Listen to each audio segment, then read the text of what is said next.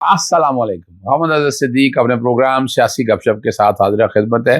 3 मार्च 2024 आप ये प्रोग्राम देख रहे हैं। इस मुल्क के वजीर आजम, कठपुतली वजीर आजम, धांधली ज़्यादा वजीर आजम मुंतखब हो गए और अपने आप को लीडर ऑफ द अपोजिशन का असेंबली में वो तमाशा अलहदा बना रहा, लेकिन अपोजिशन लीडर के साथ जो रोल प्ले किया वो आप समझ सकते हैं क्या रोल प्ले किया गया। अपोजिशन लीडर के तौर पर उनकी तकरीर बंद कर दी गई पीटीवी ने, और हालांकि पीटीवी यूसुफ रज़ाक गिलानी आखिर कौमी असेंबली की सीट जीत कर छोड़ क्यों गए और सेनेट के कागजात में क्यों जमा करवा रहे हैं। जो ये वाली सीट वो लेंगे, ये सीट 6 साल के लिए नहीं होगी। जनरल सीटें तो बाद में आनी है। वो अगर इस सीट पे लेके जा रहे हैं, जो अब 6 सीटों पे इलेक्शन हो रहे हैं, इनकी मियाद तो आने वाले अगले 3 सालों में ख़त्म हो जाएगी। तो जो ऑलरेडी इस्तीफ़ा दे चुके हुए हैं 3 साल मियाद में, अगली 3 साल मियाद के हवाले से 11 मार्च के बाद नई सेनेट के लिए लोग आएंगे और वो होंगे। शहबाज शरीफ का पहला खिताब क्या रहा? बलोचिस्तान नेशनल पार्टी के सरबराह अख्तर मैंगल ने वज़ीर-ए-आज़म के इंतखाब में वोट क्यों नहीं कास्ट किया, और इमरान खान वज़ीर-ए-आज़म बना तो वो पाकिस्तान का कर्ज उतार देंगे। शहबाज शरीफ ने कौमी असम्बली में खिताब कर आवाम से क्या वादे किए? परवेज़ इलाही की मुश्किलात में इजाफा क्यों हो गया? आईएमओ को खत लिखने पर शहबाज शरीफ का रद्द-ए-अमल क्या है? नए सदर के इंतखाब के लिए पार्लियामेंट का मुश्तरका इजलास कब तलब किया गया है? 9 मई की वाक़ियात की इंक्वायरी का मुतालबा उमर यूब साहब ने किया है। अब मौलाना फजल रहमान का बयान आज भी है, वो आज भी समझते हैं कि ये सेनेट जो है ना, ये वाली पार्लियामेंट, ये धांधली ज़्यादा है। इलेक्शन समझने की क्या बात है, अब तो हर एक की ज़ुबान पे, हर एक के मुँह पे अल्फाज यही हैं। लेकिन वो जैसी भी असेंबली इंस्टॉल कर दी है, बैठ गई है, ये लड़ाई ज़रा लंबी हो गई है। आपको अच्छा लगे या बुरा लगे, मैं नहीं समझता। हमने इस असेंबली का इस हिस्सा बन गए, इस असेंबली का पार्लियामानी निज़ाम का हिस्सा बन गए, उस पार्लियामानी निज़ाम का जिसमें आपका कोई हाल नहीं, जिसमें आपकी से कोई नहीं है। और नज़र ये आ रहा है कि ये लोग अपने जो टारगेट है वो टारगेट पूरे करेंगे, ये आराम से नहीं बैठेंगे। ये मैं बता दूं आपको, उमर अयूब ने अपनी जो अपोजिशन लीडर के तौर पर तकरीर में 9 वाक़ियात की तहकीक का कहा है, जुडिशल इंक्वायरी का। ये सिर्फ इतना नहीं है, सिराजुल हक साहब ने भी कहा है, बाकी सब लोगों ने भी कहा है कि इसकी एक आज़ादाना तहकीकात होनी चाहिए, जुडिशल इंक्वायरी एक होनी चाहिए, ताकि असल हक़ाइक़ सामने आ जाए। नए सदर का जो इंतखाब होना है वो क्या है, वो 9 मार्च के लिए इजलास तलब कर लिया और पार्लियामेंट का मुश्तरका इजलास होगा। मैंने आपको अपने पहले प्रोग्राम के अंदर आपको बता दिया था, सदर आसिफ अली ज़रदारी के कागजात नमज़ी मंजूर हुए और महमूद खान अचकज़ई के कागजात पाकिस्तान सुन्नी इत्तेहाद काउंसिल की तरफ से। वो वोटों की तादाद मैंने आपके सामने बता दी थी। आसिफ अली ज़रदारी ये इलेक्शन जीते हुए हैं। मुझे एक दोस्त ने आसिफ अली ज़रदारी की ज़हनी कैफियत के हवाले से, कि अभी तक मुख्तलिफ कोर्टों से बहुत पुराने उन्होंने ज़हनी अपनी सर्टिफिकेट लिए थे, अभी तक यानी जो कहा गया कि उसको ज़हनी तौर पर ठीक नहीं है, अब दोबारा शायद वो नहीं ले सके हैं किसी अदालत से, किसी कोर्ट से, किसी मेडिकल प्रैक्टिशनर से, कि ऐसा सर्टिफिकेट उन्होंने लिया नहीं है। ठीक है जी, कागजात नामजदगी वसूल हो गए थे और इसका इजलास जो है, इसमें कौमी असम्बली, सेनेट और सूबाई असम्बली सारे अपना वोट डालेंगे और उसके बाद जो है वो सदर मुंतखब हो जाएंगे। पता हर एक को है, आसिफ अली ज़रदारी साहब हैं, तो ये वाला भी जमहूरी निज़ाम का जो दौर है ये मुकम्मल हो गया। यानी अब आगे जाके आपने क्या कह सकते हैं कि आगे अब चीज़ें आगे चलनी हैं, असेंबली आ गई हैं, लड़ाई रहेगी, सड़कों पर रहेगी, बाहर रहेगी। लग यही रहा है कि अगले साल जो है ना, ये सड़कों पे गुजरने हैं। लोग उम्मीद लगाई बैठे हैं या कोई टारगेट है कि अमेरिकन इलेक्शंस के साथ चीज़ों को जोड़ते हैं, लेकिन मैं उस बात को देखिए वेटेज इसलिए देता हूँ कि अभी इलेक्शन कमीशन के सामने मामला चल रहा है।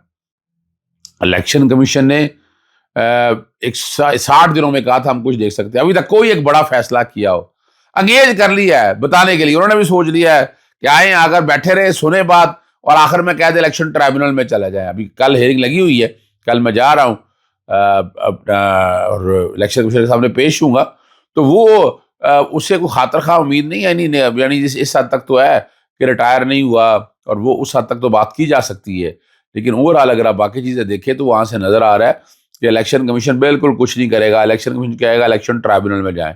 ایک بات میں آپ کے سامنے بتاتا چلوں، جو فارم 45 ہے نا، وہ کیوں الیکشن کمیشن ویب سائٹ پہ نہیں ڈال رہا؟ الیکشن کمیشن ویب سائٹ پہ ڈال دے گا تو وہ سائن اور وہ سائن ایک جیسے میچ ہو جائیں گے، اور الیکشن کمیشن بڑی بری طرح سے پھنس جائے گا کہ یہ فارم 45 وہ فارم 45 نہیں ہے. اب آپ فورینسک میں بھی جائیں، یعنی یہ دیکھیں یہ ایک الیکشن کا ایشو نہیں ہے، یہ کولیکٹیو الیکشن کا ایشو ہے. تو اس میں فورینسک کے لیے میں نہیں سمجھتا کہ آپ الیکشن ٹرائبیونل کی طرف جائیں. آپ بیٹھ کر ایک اس کا حل نکال لیں، ایک حل نکال کر اور اس کو اس پیرائے میں دیکھیں. آپ صرف اس الیکشن کو لے کر چلیں اور کوئی رینڈم اٹھا لیں، کوئی 2 3 4 5 حلقوں کے اٹھا لیں.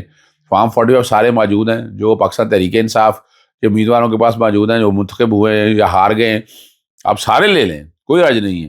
اب فارم 45 جو ہے نا، پہلے وہ بڑے خاص پیپر پہ چھپا ہوگا جس کا کہا تھا بڑے سیکورٹی فیچر ہے، اور ہے نہیں فالتو ان کے پاس. اب دوبارہ آپ گورنمنٹ پرنٹنگ پریس میں جا کے چھپے نہیں ہوں گے، یہ چھپے ہوں گے کسی بار کے، اور وہاں کاغذ کی جو صفائی ہے نا وہ نظر آ جائے گی کہ جو بعد میں چھپے ہوں گے نا، جیسے بعد میں پکڑے گئے تھے اس طرح بعد میں چھپے ہوں گے تو صفائی نظر آ جائے گی. وہ جو کاغذ ہے نا وہ اسے میچ نہیں کرے گا، اور یوں آپ بڑی آسانی سے فراڈ اور دھاندلی سامنے لا سکتے ہیں. یہ تو ایک حقیقت ہے کہ پاکستان عوام نے ووٹ جو ہے نا پاکستان تحریک انصاف کو دیا، وہ ووٹ نہیں نکلا، وہ ایک علیحدہ بات ہے، اور اس کے لیے اب جو ہے یہ دیکھنا پڑے گا. ایک بات اور بڑی اہم ہے، اب تو 9 مئی کے اب تو نگران حکومتیں چلی گئی ہیں، جمہوری حکومتیں آ گئی ہیں، لیکن وتیرہ وہی چل رہا ہے. 9 مئی کے واقعات میں اب کتنے، یعنی مثال ٹیکسلا میں کوئی FIR ہوئی ہیں، دہشت گردی کے تحت مقدمہ نظر ہوئے ہیں، ان 3 میں پرویز لائی کو نامزد کر دیا ہے. یہ کتنے پرچے ہونے ہیں؟ یعنی یہ والا جو پرنسپل ہے، اس پرنسپل کے اوپر ایک کورٹ میں جانا ہے، یعنی یہ طے تو کیا جائے کہ 1 پرچہ 2 پرچے 3 پرچے، کتنے پرچے؟ یعنی آپ نے جب گرفتاریاں ڈال رہی ہیں، ایک ہی دفعہ گرفتاریاں ساری ڈالیں، ایک سے ضمانت ہوتی دوسرے میں پکڑ لیتے، دوسرے سے تیسرے پکڑ لیتے. یہ جو پولیٹیکل وکٹمائزیشن اور یہ جو اپنا طریقہ کار ہے گرفتار کرنے کا، اس پہ ایک ہماری اعلیٰ عدالت کا ورڈکٹ آنا بڑا ضروری ہے. ہمیں اس معاملے کو اس کانٹیکس میں لے کر جانا چاہیے تاکہ ہم سمجھ سکیں کہ آگے کیا حالات ہو رہے ہیں.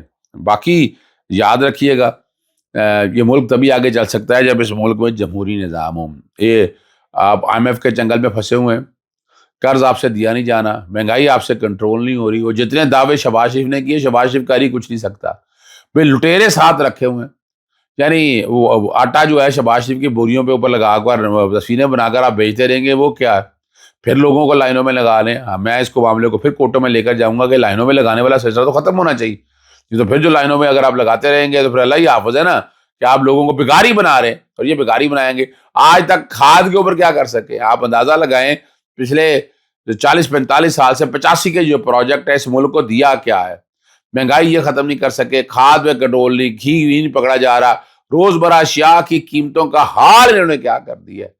اب وہاں سے جگہ ہی ہے. دوسری طرف اگر دیکھا جائے، اگر عمران خان آتا تو عمران خان نے جو روزمرہ ہمارے جو اشیاء تھی، ٹریک اینڈ ٹریک سسٹم، وہ انٹروڈیوس کرایا، چینی کے حوالے سے انٹروڈیوس کرایا، اور بہت سی. اور عمران خان جو کہ آنےسٹ آدمی ہے، وہ صرف دوسری ممالک سے ڈیل بھی بڑے آرام سے کرے گا، اور جو قرض آپ کے اوپر پڑے ہیں وہ قرضوں کو بھی بڑی آسانی سے چھان بین کر کے اور قرضوں کا بہتر طریقے سے ترسیل ہے. آپ کھلے ہاتھ کام کرنے دیں گے تب کی بات ہے.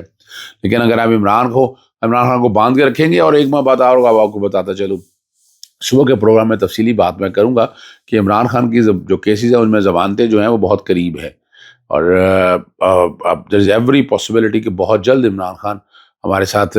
میں تو عید سے پہلے عمران خان کو باہر دیکھ رہا ہوں. یہ دیکھیے میری یہ کیلکولیشنز ہیں، کیلکولیشنز حوالے سے ہے کہ جو ضمانتیں آپ کے ساتھ تقریباً ساری 9 مئی کی ضمانتیں ہو چکی ہوئی ہیں. توشہ خانہ 1 میں ضمانت ہو چکی ہوئی ہے، توشہ خانہ 2 جو ہے نیب والا، اس میں بھی ضمانت ہو جانی، کوئی کیس نہیں ہے. سائفر کا کیس بالکل 0 کیس ہے. اس میں سمجھتا ہوں کہ اگر میرٹ اور بحث کیا جائے تو یہ ٹرائل ویشیٹ ہو جائے گا، ختم ہو جائے گا. ٹرائل ہی نو کورم نان جوڈس ہے، اس میں ہے ہی کچھ نہیں ہے. یہ یاد رکھیے گا.